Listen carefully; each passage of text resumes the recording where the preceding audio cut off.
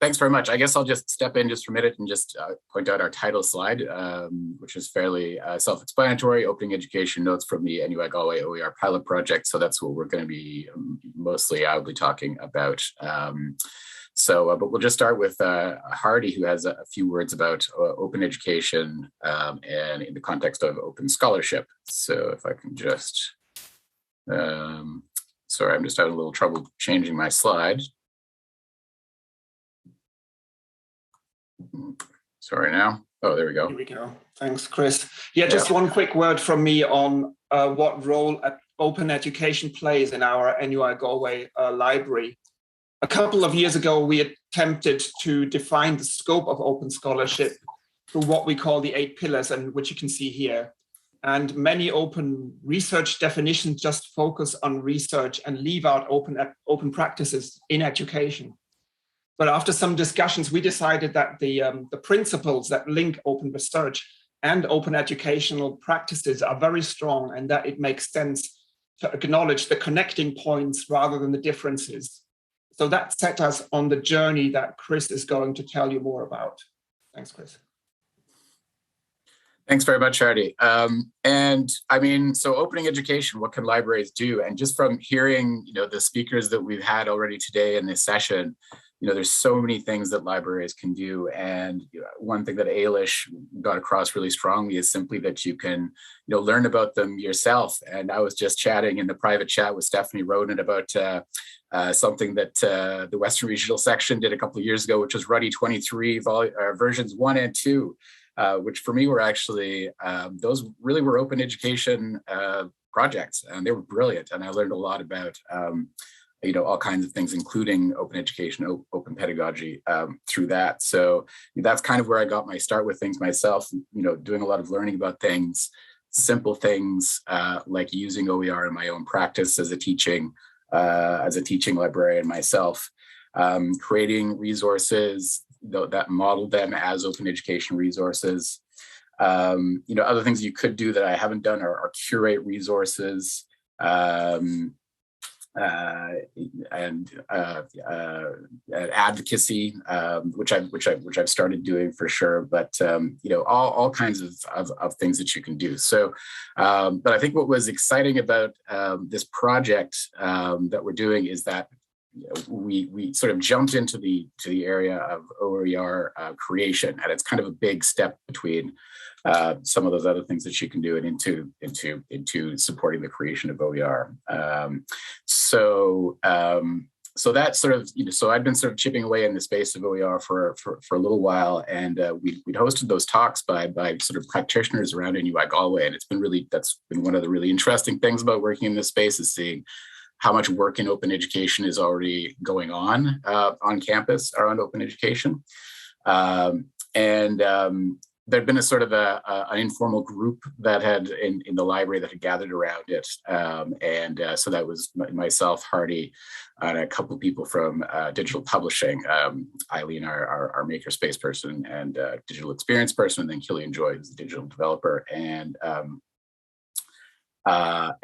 right around when the online pivot happened after the pandemic hit, we thought, well, hey, wouldn't it be great if we applied for some funding and saw if we could get some funding to do a project where one of the main goals was to support OER creation. And so I think that, that was really a crucial part of it, was that we had this sort of working relationship across the research and learning division and the digital publishing division, a lot of different skills brought together that were really important and necessary. And then we also, as we were moving forward, started working with the Centre for Teaching and Learning, CELT at NUI Galway, and then also the Students' Union. So this was all really important. And what did we do? We applied for a grant from the Student Project Fund for a kind of a pilot program, and it had three main parts. On the one hand, a small grant competition. So we sent out a call for proposals, basically, and for people to write some kind of an OER. we were pretty non-specific about the type of OER that they could create, and they didn't necessarily have to create an OER. We had sort of levels of what they could do. They could create an OER, they could remix an OER, or they could also adopt an OER. We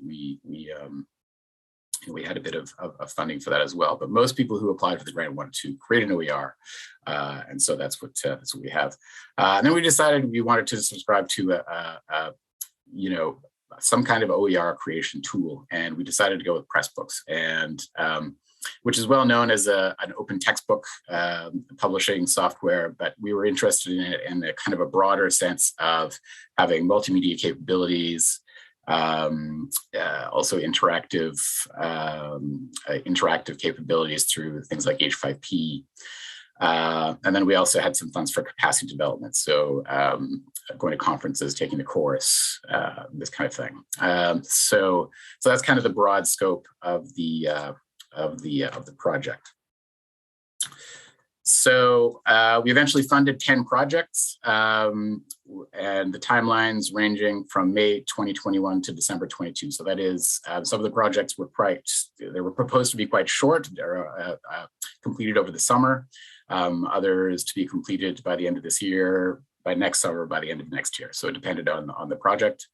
So they should be all rolled, all be wrapped up by December 2022.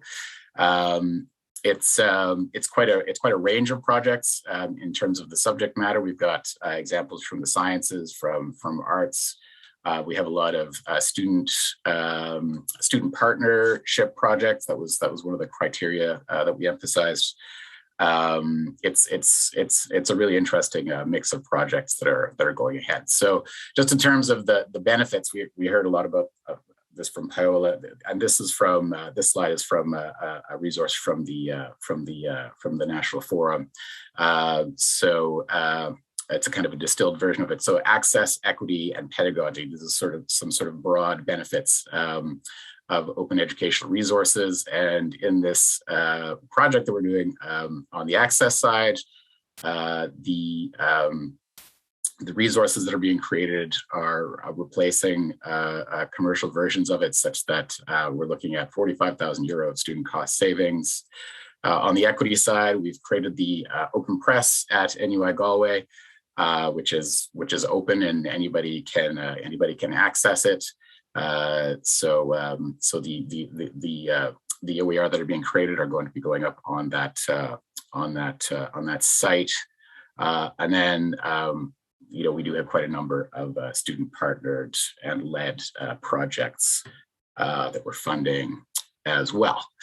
So right, so really the projects just got started a few months ago, and I don't know if you've heard, but in the interim we had a bit of a problem at NUI Galway, which was a cyber attack, and this has made really doing anything quite difficult. And it actually, it hindered access to all kinds of things, and it made actually accessing Pressbooks a little awkward as well. That we thought a workaround fairly early on, but it's been very difficult making progress on anything. It's like I have a volcano here, because it's sort of like there's been debris raining down on you from overhead, but you're trying to move forward towards point B, and so that's really been anyone doing anything on campus. And our approach to supporting the projects has been fairly hands off. So I've been sort of imagine. I don't really know what's going on. I don't have a close idea of what's going on with the projects, and I'm just sort of imagining them trying to get through these conditions and work away at it. But we did have an event that was a few weeks ago, where I invited people to give an update on their projects, and it was a bit chaotic. I don't know if you were there, but by the beginning of it, I wasn't actually sure that I'd actually secured any speakers. But once I arrived, I realized that I did have a couple of speakers, which was great, and I did have a couple of videos from projects as well. So on 4 of the projects, at any rate, things seem to be going very well, and we're seeking an update on how the projects are going in December. So we should be able to find out more. This month, and see what kinds of support people are needing as they carry on with the project.